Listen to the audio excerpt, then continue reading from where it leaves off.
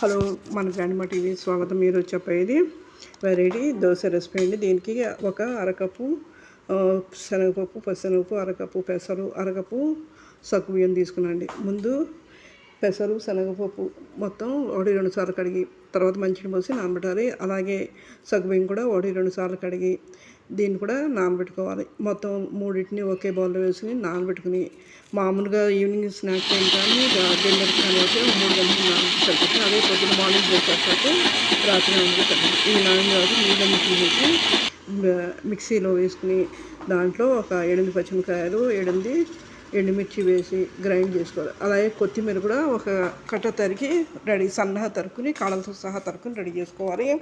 అలాగే ఇది గ్రైండ్ చేసిన తర్వాత బౌల్లో తీసుకుని దాంట్లో రుచికి సరిపడ ఉప్పు, 1 స్పూన్ జీలకర్ర, అలాగే కొద్దిగా పసుపు, ఈ కొత్తిమీర వేసి మొత్తం కలుపుకోవాలి.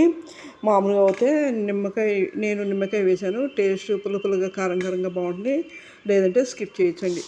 ఇది బీపీ షుగర్ ఉన్న వాళ్ళకి బయట ఇడ్లీ దోశ వాటికన్నా కూడా అలాగే ఇప్పుడు వీటికన్నా కూడా ఇది హెల్తీ రెసిపీ అండి.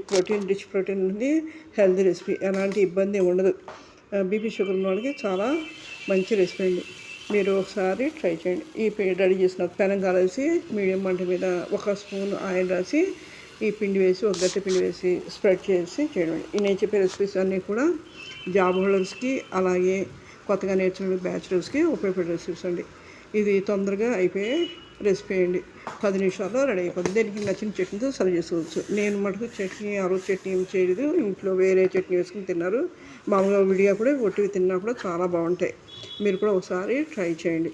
అలాగే కొత్తగా చూసే వాళ్ళందరూ కూడా బెల్ సింబల్ అయితే దాంట్లో నోటిఫికేషన్లో చాలా వీడియోస్ ఉన్నాయి.